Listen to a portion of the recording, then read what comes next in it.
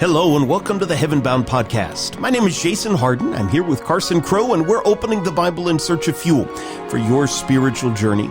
This is where we talk about life the way it was meant to be and what it means to be a disciple of Jesus in the 21st century. Wherever you are, thanks for joining us on the journey today.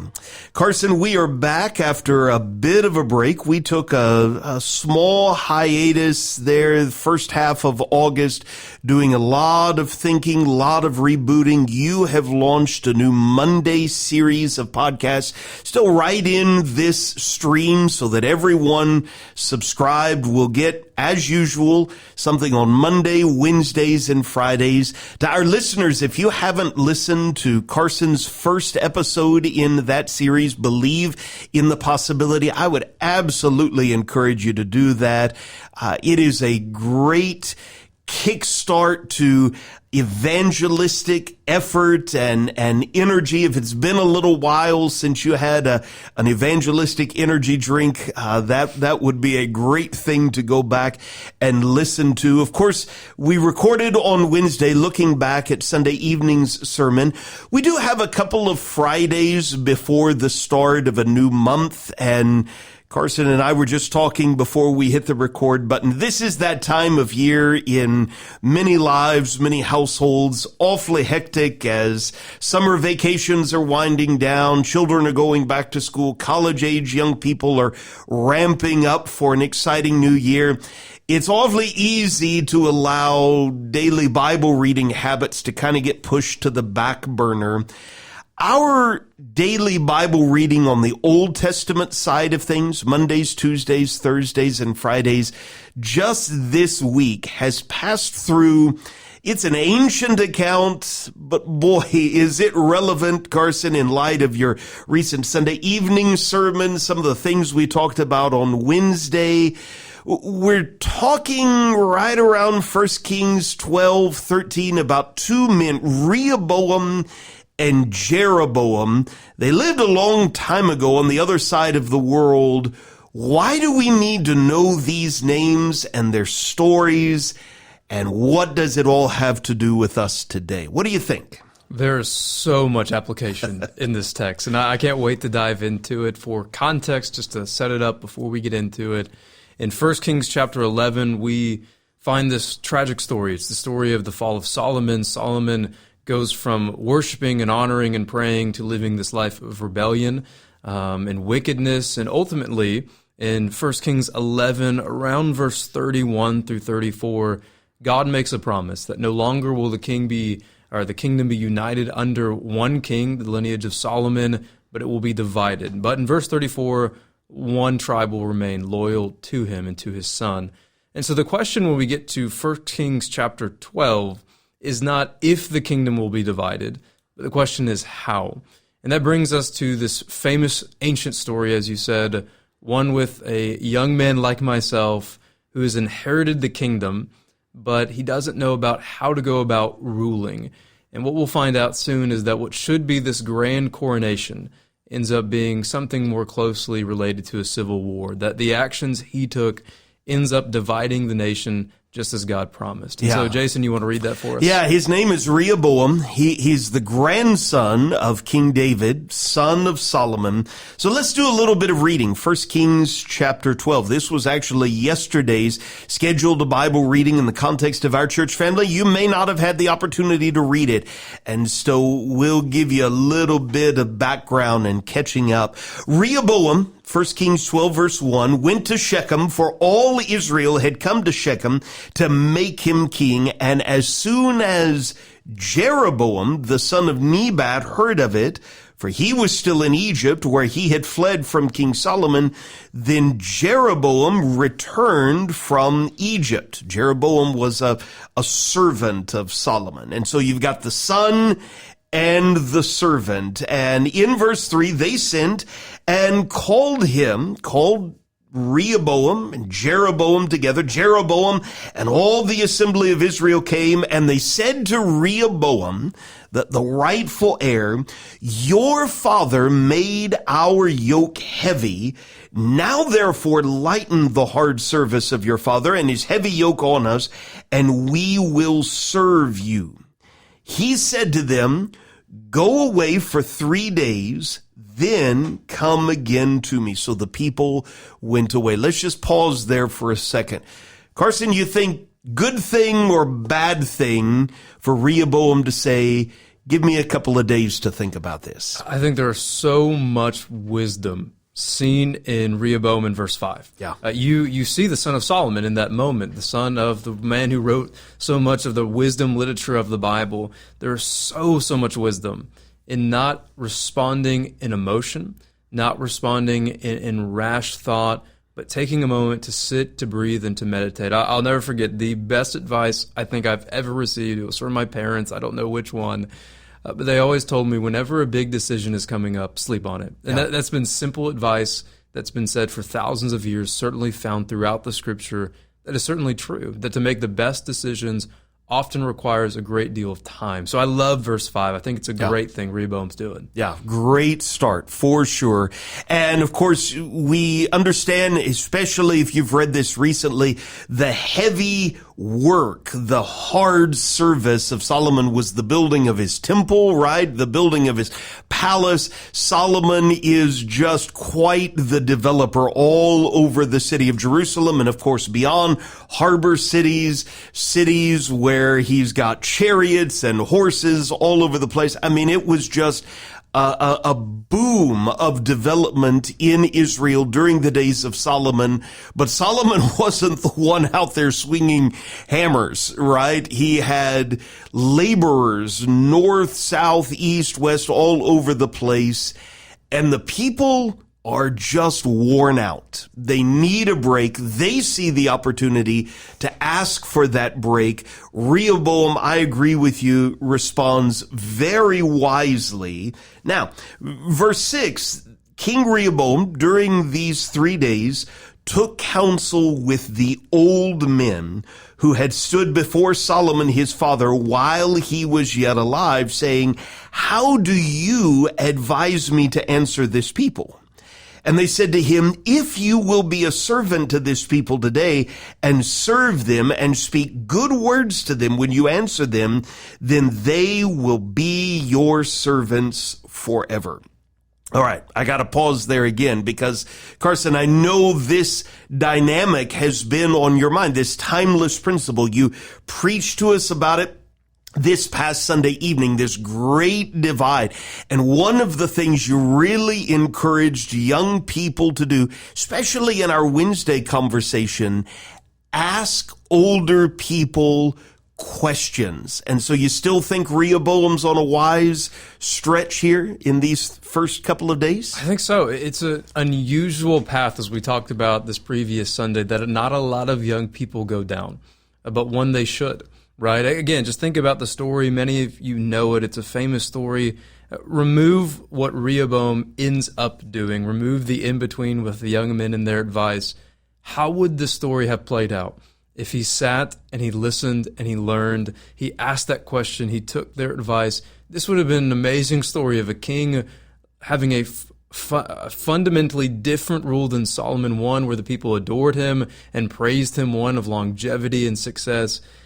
Just that question in verse 6, how would you advise me to answer these people? And to whom he asked that question, it's one of the wisest things a man can do or a woman can do. Go to those who have lived a life of experience and just ask, hey, what can I do in this moment? I love it. Yeah. Great question. And I think they give him great feedback, right? Mm-hmm. If you will be a servant to this people, and that is a big if. The history of human kings does not excel on that point.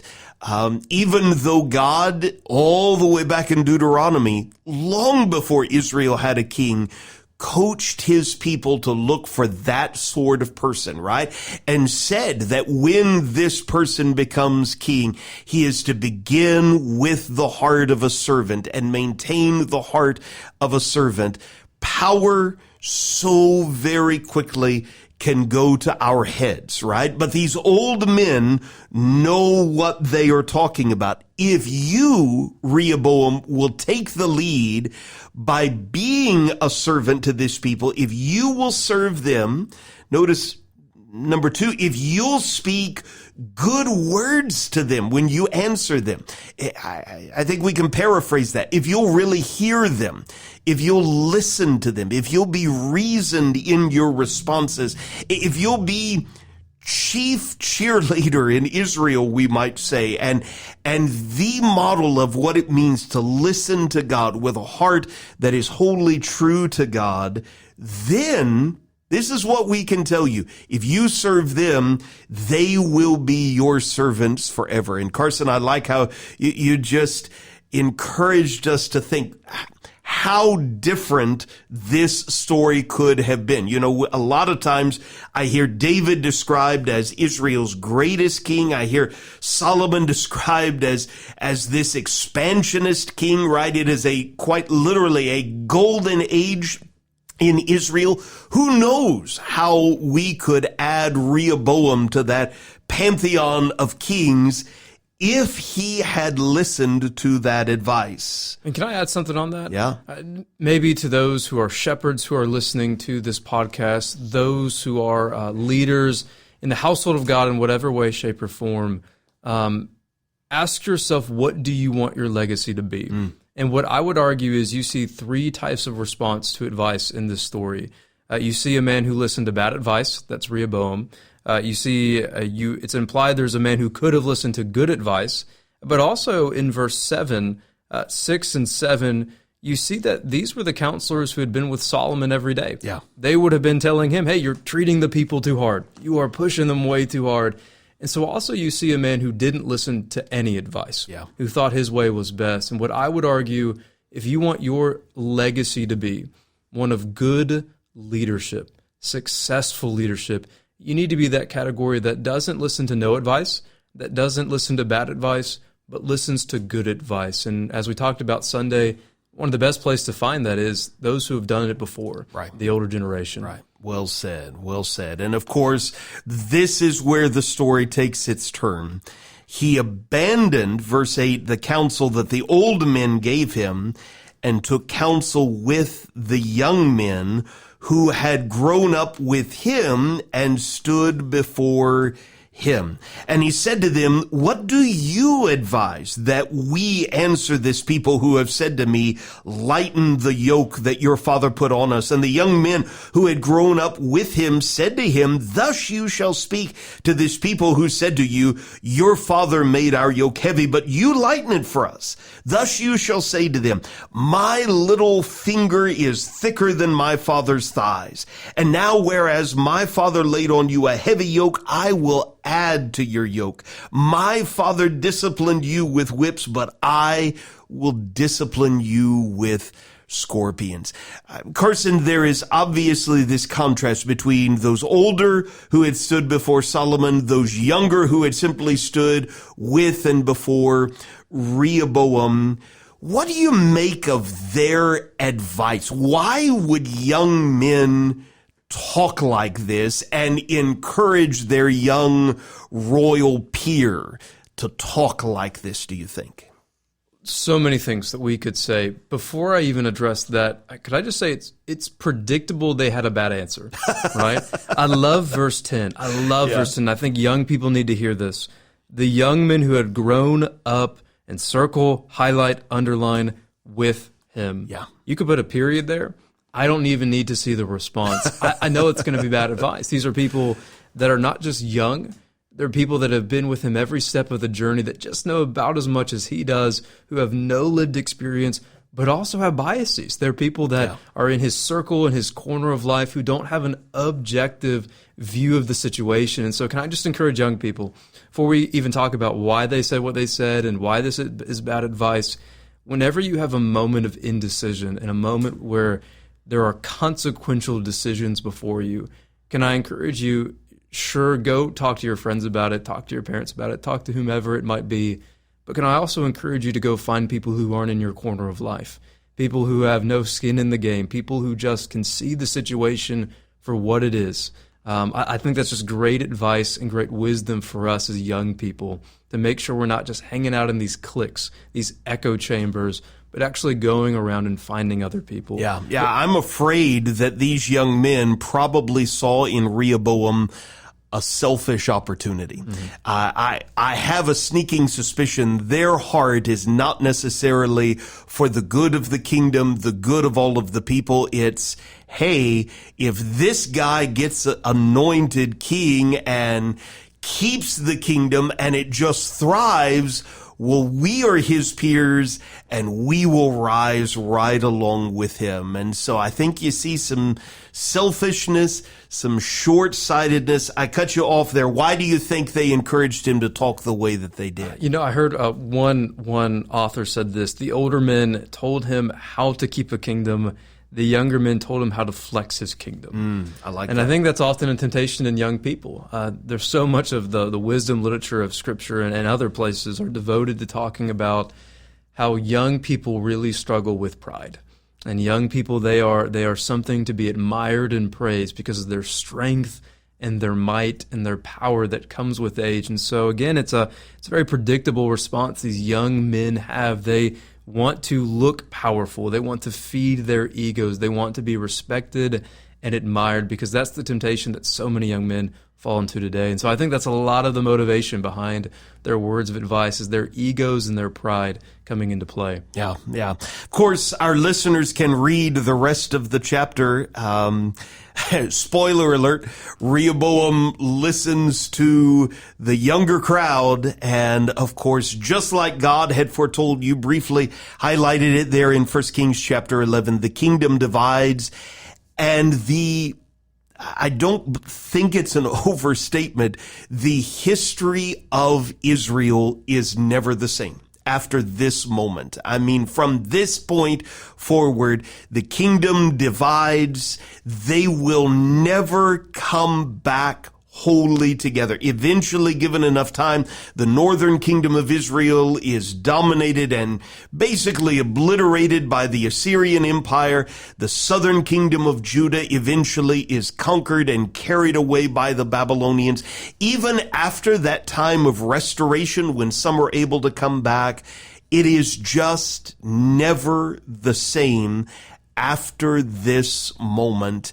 And Carson, we've just got a couple of minutes, but I think surely there are some practical things that we can draw out of this as we head into the weekend. I would throw out, number one, let's make sure that we have the hearts of servants. That's the first thing that comes out of the mouths of those older men with a whole lot of experience and a whole lot of life lessons that they have learned, undoubtedly, like all of us, the hard way. Let's, as we head into this weekend, recognize whomever we are, however small and insignificant or large and impressive our little kingdom may be, we never get so powerful or sophisticated that we ought not to have the hearts of servants. And so gives us a mindset, I hope, for heading into the weekend. What other practical things stand out to you? I think there's so many things. One that I would say that I think often gets overlooked in this story is if you're feeling burnt out, let somebody know. I mean, that's just such a behind the scenes, just something we gloss over in 1 Kings chapter 12, 1 through 4. They come and say, we can't do this anymore, right? And I think that's an okay thing to do, and a wise thing to do. You see it in Exodus chapter 18 with Moses and Jethro, his father-in-law. Moses is doing everything, and the father-in-law comes up to him and says, this is not a good thing you are doing. And the implication is because you're going to get burnt out, man. You can't do everything. And so what I would just say that just stands out to me that I'm reminded of is if you are burnt out and feeling that, speak up and let someone know, particularly let your shepherds know, let your leaders know, your preachers know, the deacons know that if, hey, I'm serving in this way, I need some relief and some help. And to your point, if the leaders have a mindset of a servant, then I think you're going to find that relief that you need to live the way God wants you to live and be effective in his kingdom. Yeah. The second thing that I'll add to throw it to you and then we can end. You talked a lot about Solomon and his legacy, one of expansion and dominance and building, decade upon decade that transpired. And then in a 5-minute conversation with the people, it all crumbles and it's destroyed, and they lose the tribes and they lose the expansion, and they're dwindled down just to one tribe, Judah. What does that teach me? I think what it teaches me that I need to take away is there's a lot of power in 5-minute conversations. Wow. There's a lot of power in words. James would talk a lot about that, how life and death are in the tongue, the power of the tongue. And so what I need to be reminded of as I think about this story is that as I go about my life, I need to choose my words carefully. I need to think about what I say carefully. I need to make sure everything falls in the purview of Ephesians chapter 4, that it is profitable, that it is building up, that it isn't tearing down. A lot of bad can be done in few moments of time with our words. And I think you see that clearly here in 1 Kings chapter 12. Yeah, I love that. I love that. If Solomon is indeed the author of Ecclesiastes, in Ecclesiastes you hear the vanity that is reflected on, well, I can build and build and build and build, but eventually I have to hand it off, and what is going to happen if it gets handed off to a fool? Well, you see that, I think, right here in 1 Kings chapter 12. I love the encouragement to take your time. Just because you are asked a question or just because a suggestion is made doesn't mean you have to give a defined, resolved answer or battle plan. We both agree. He started out so wisely in saying, give me a little bit of time to think about that, and how different the course of Israel could have been if that time had been handled more wisely. This has been a good conversation, and I love that it just flies right in tandem with our daily Bible reading. If you have not been engaged in that and you are listening to this on Friday, the day of this podcast release, guess what today's scheduled Bible reading is? 1 Kings chapter 13. You can just pick right up and launch with us. 1 Kings 13. If you're following along also in the New Testament, it's 1 Corinthians 13. You can literally read those passages. Carson, you mentioned on Wednesday in just about 10 minutes or so, and yet they will give you so much to think about and meditate upon as we head into the weekend. Thanks for being in studio with me today. Thanks to all of you for listening to the Heaven Bound podcast. It is good to be back behind the microphones. I'm excited for these conversations to continue. We hope today's conversation has helped you set your mind on things above and given you a little more fuel for the journey. Always remember, when you're walking with Jesus, you're heaven bound, and the best is yet to come.